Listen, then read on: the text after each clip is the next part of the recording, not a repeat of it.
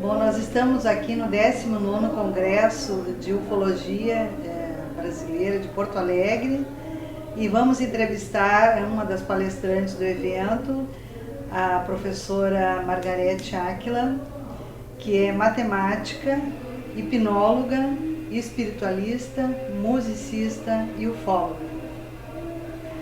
Então, dada a sua experiência no assunto das abduções, implantes, contatos com extraterrestres, com seus pacientes, eu gostaria de saber se você percebe que a abdução é sempre feita por seres tidos como malignos. Não, nós vivemos num universo dual. Então, no momento atual da humanidade, nós vivemos o bem e o mal, o claro e o escuro. Nós estamos sempre vivendo com os opostos. E não seria diferente com o contato que a gente tem. Pelo que eu tenho notado, tanto na área espiritual quanto psicanalítica, nós funcionamos com o que a gente chama de sintonia. Então, tudo o que eu penso, o que eu sinto, o que eu faço, aquilo que eu emano de mim, que vem do mais profundo da minha alma, eu vou estar encontrando fora exatamente o que eu vejo dentro.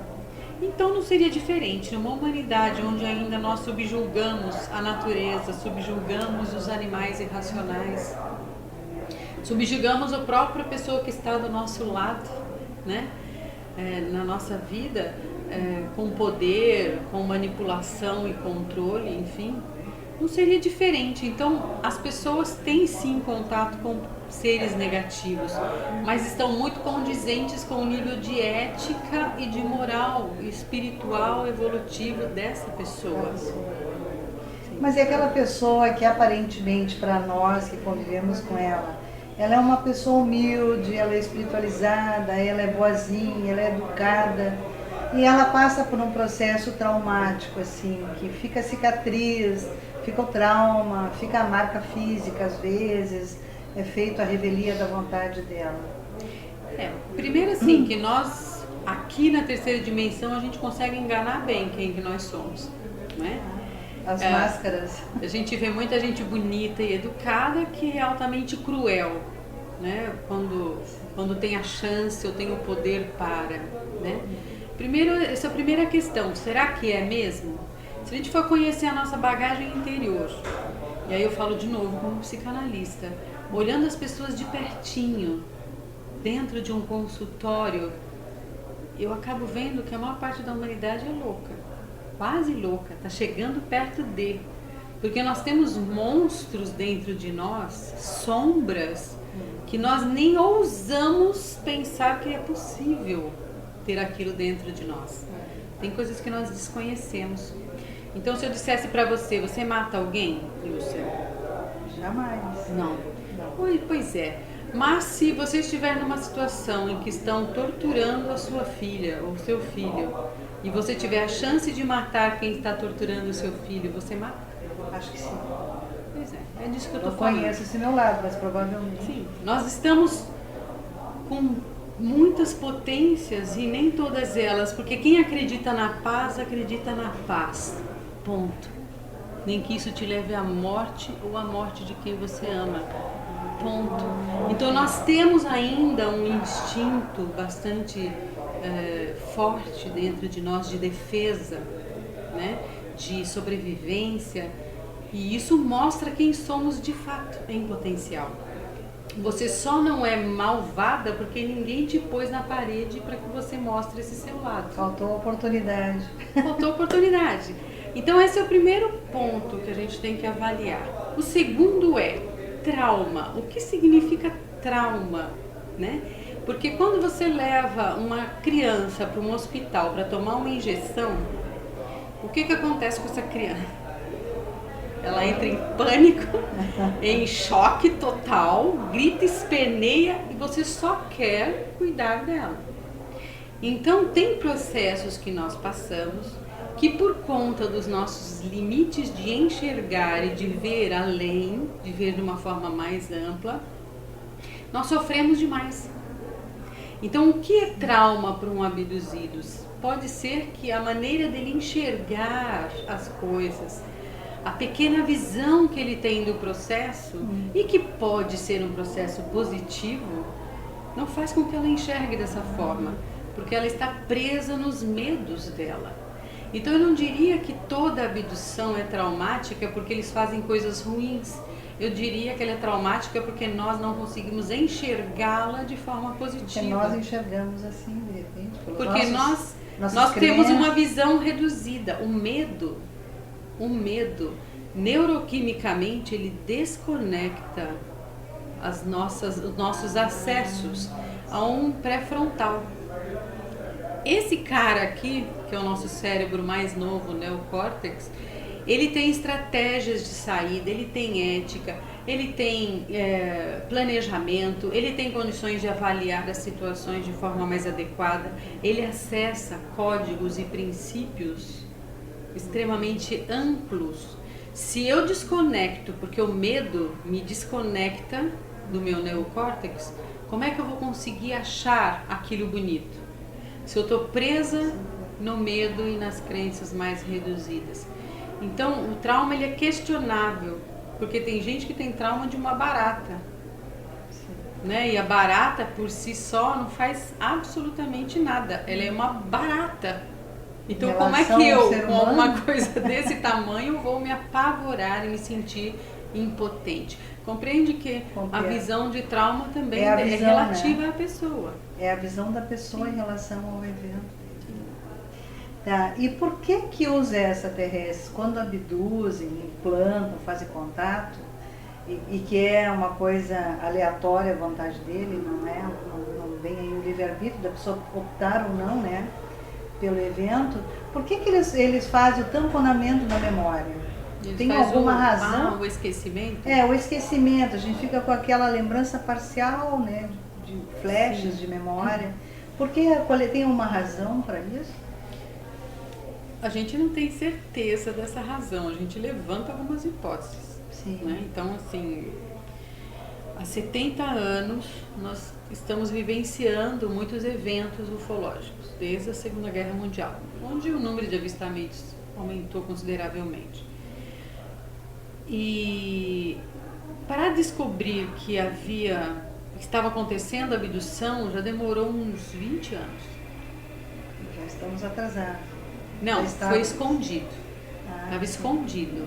Demorou para alguém perceber que as pessoas estavam sendo abduzidas. Nós começamos a ter suspeitas em 61 com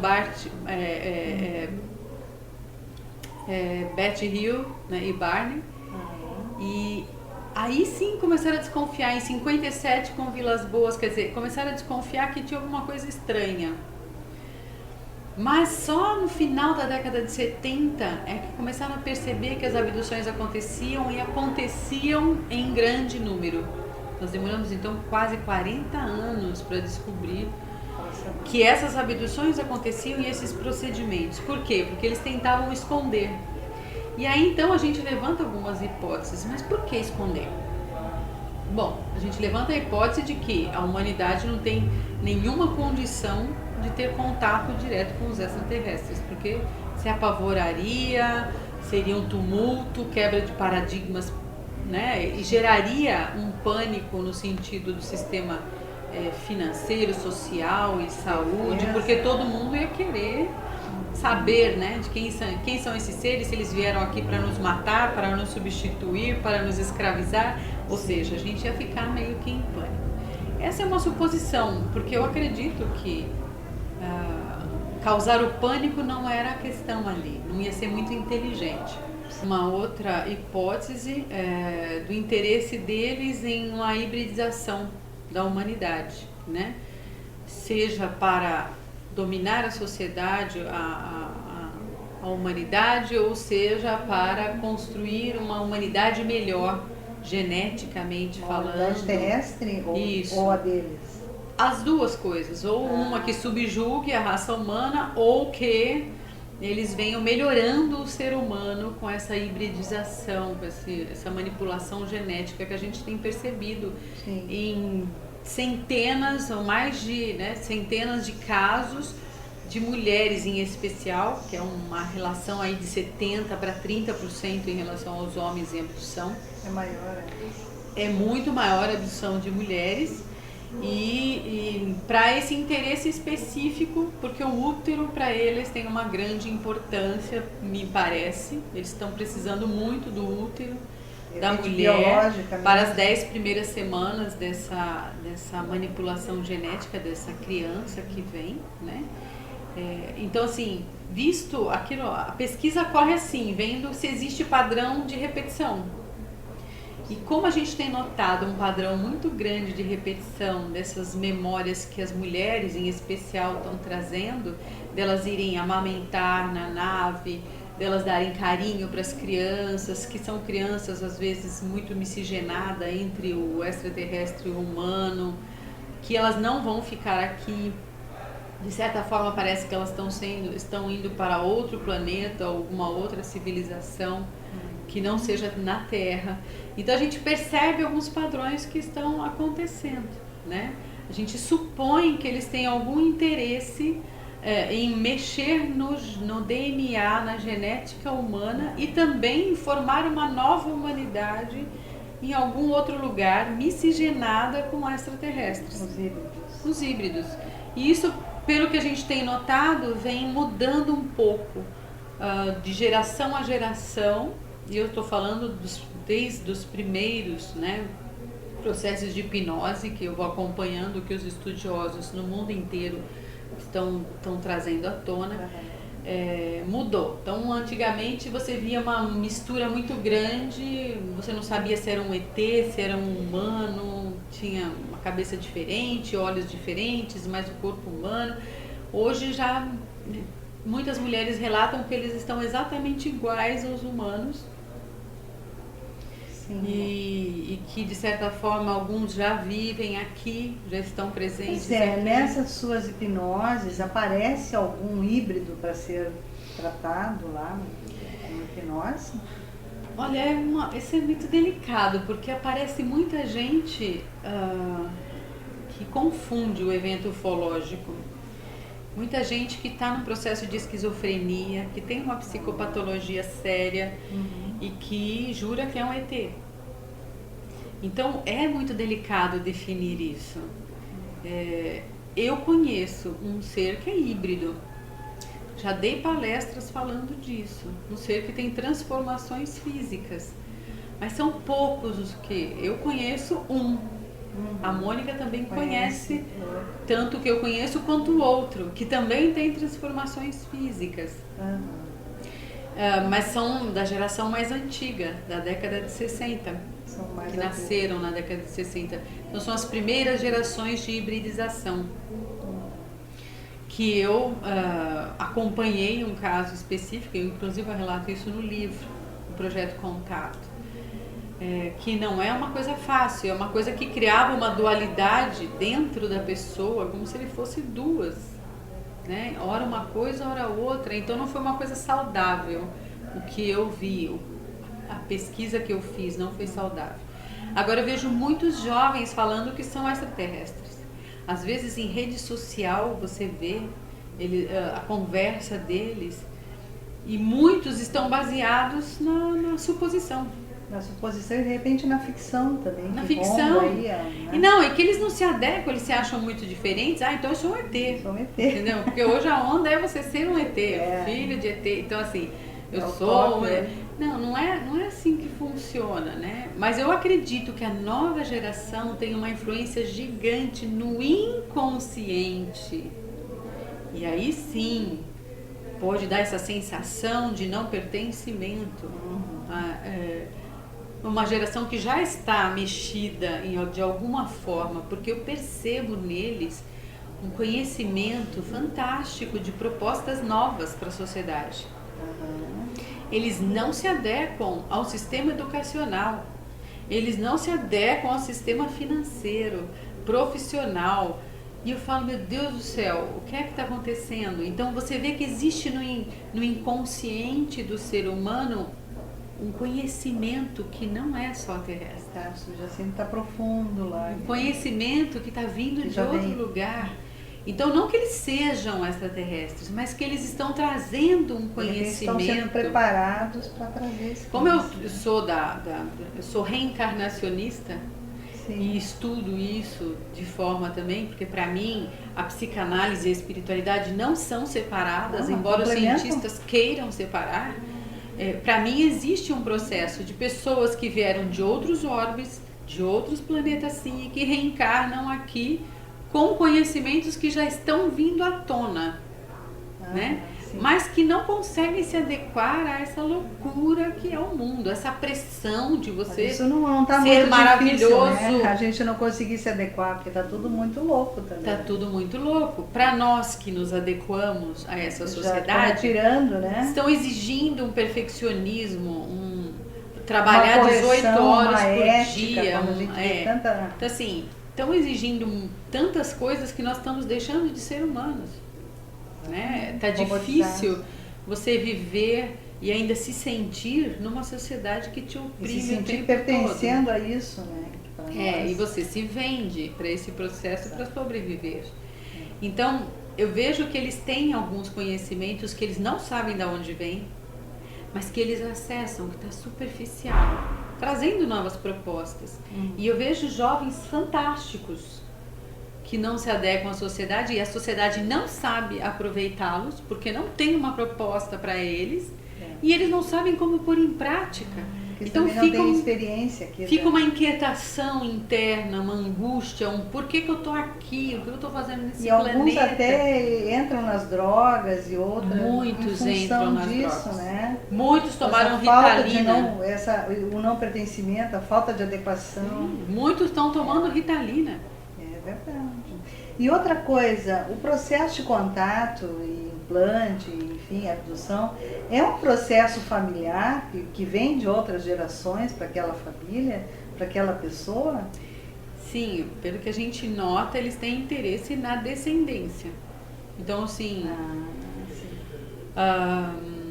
quando você é um abduzido, você pode levantar. Seu pai, sua mãe foram, avô e avó. Eu acho que isso diria desde o começo do século passado, no final do século XIX, isso já começou.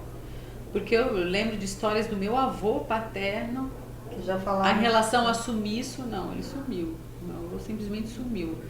E ele apareceu embaixo de uma árvore, né? Então, coisas que aconteciam que você já começa a ver que pode ser indícios, mas com certeza isso vem vindo e eles têm interesse intergeracional, ou seja, por causa da genética, porque eles vão de certa forma manipulando essa genética para chegar naquilo que eles querem. Num resultado final. Acho que como eles não conseguem fazer isso numa etapa só, eles vão fazendo geração a geração. Vão replicando nos demais elementos. E não só de forma vertical, mas eu sinto que eles estão interessados na horizontal, ou seja, em aumentar progressivamente o número de abduzidos em todas as famílias.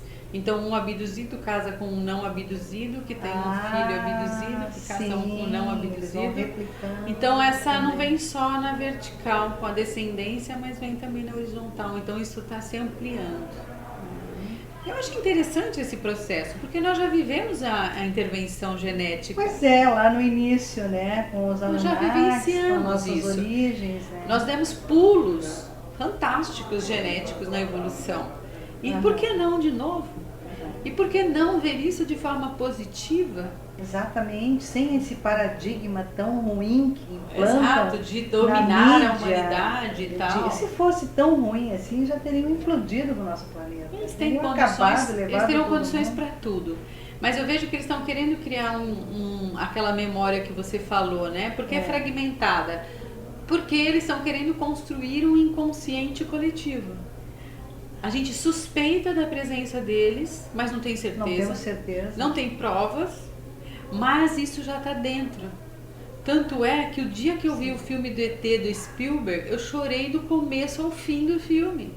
Porque me trouxe uma certeza tão grande daquilo. Falei, gente, eu nunca imaginava que eu tivesse certeza que ET existisse. E olha que eu era mocinha na época, adolescente. Então hoje a moçada já fala disso com naturalidade. As crianças pequenininhas. As criancinhas. Então eles estão construindo um arquétipo da presença deles que está facilitando a humanidade a aceitar essa convivência cósmica, que é o que Chico Xavier falou. Sim. Em 2019, da data limite.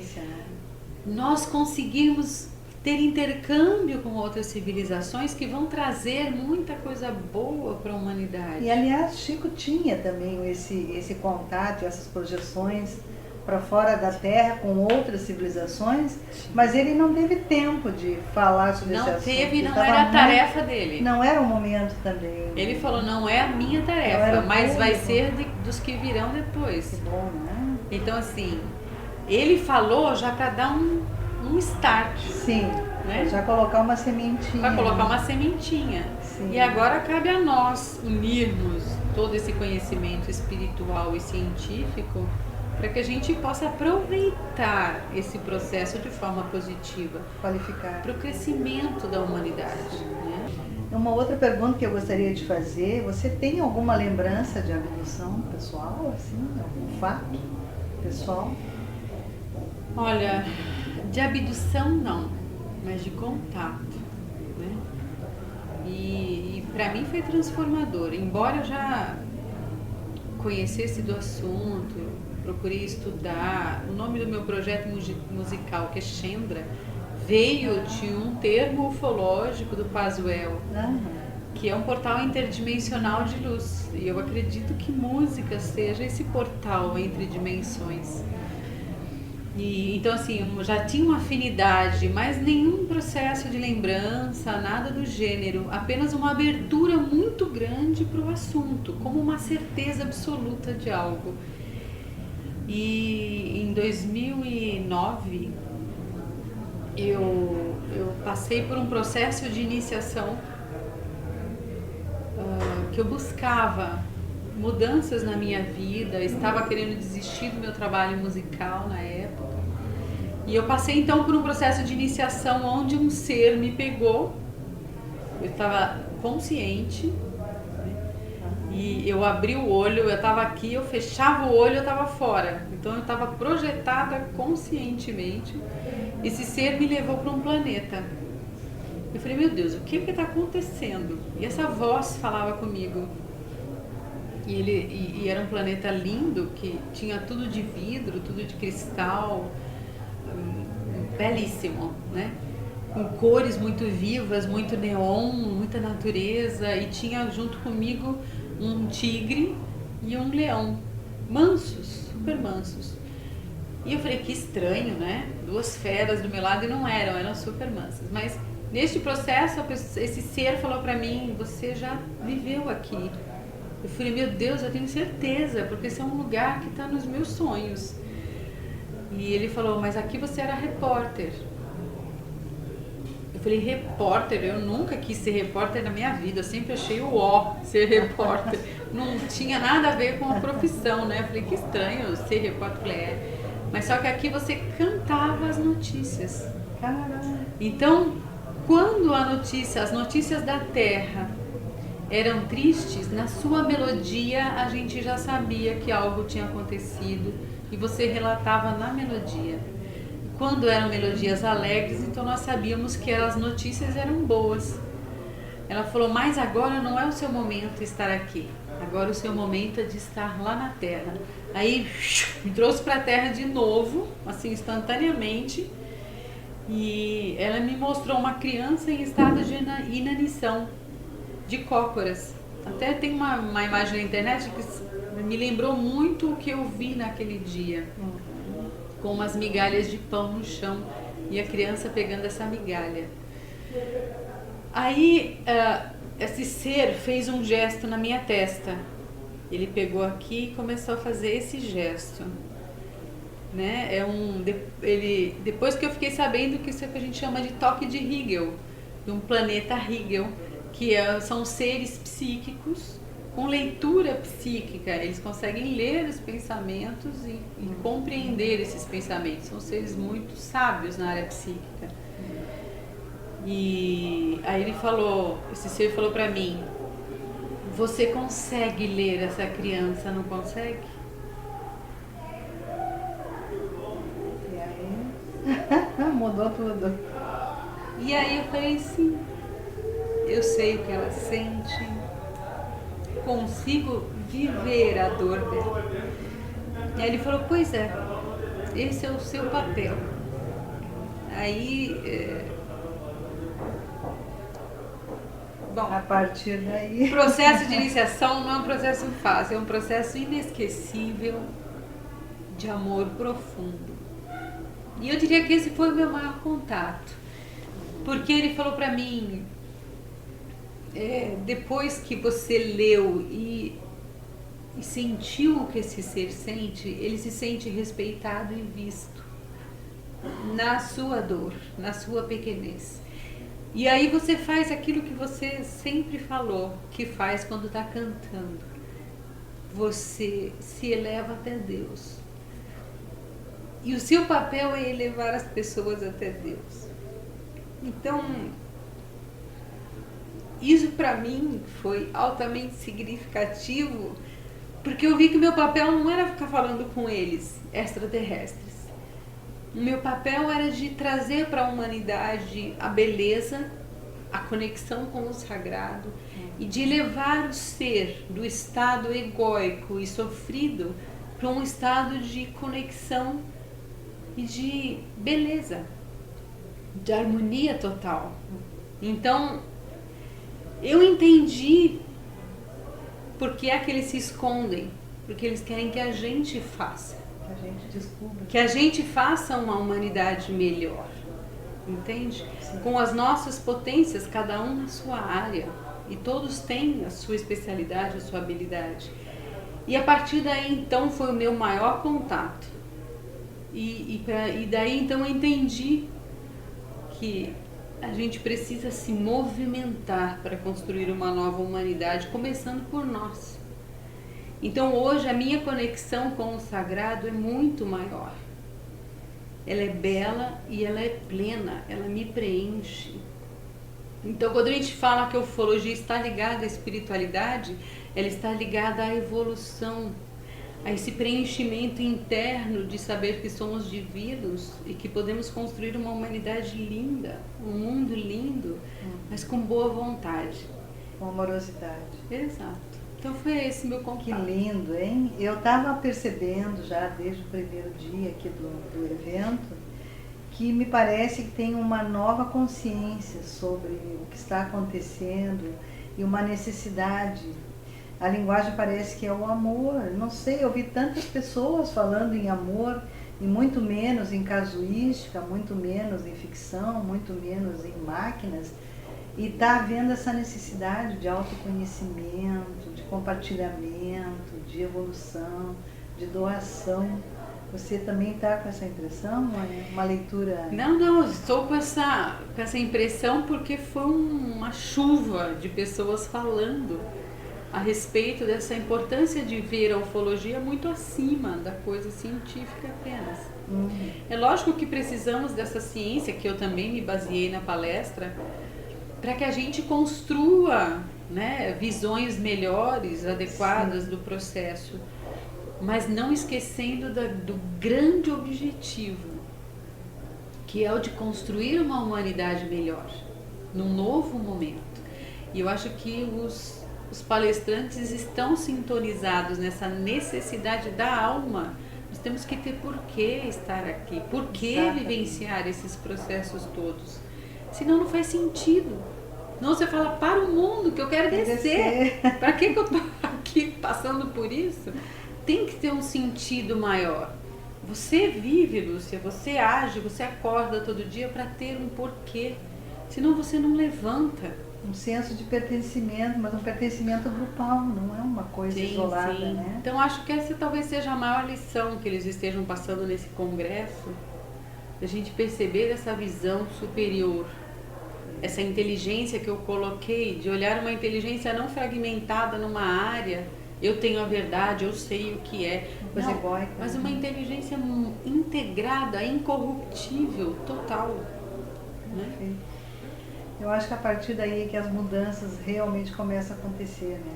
A começar pelo, como ontem a Mônica falou, né? O autoconhecimento, o conhecimento e a prática do bem. Exato. Eu Isso acho aí, que essa traduzindo, é amorosidade, é amor, transcende, né? transcende tudo, né? Isso. Muito obrigada, Margarete. Ficamos aqui agradeço. bem sensibilizados até com a tua história pessoal.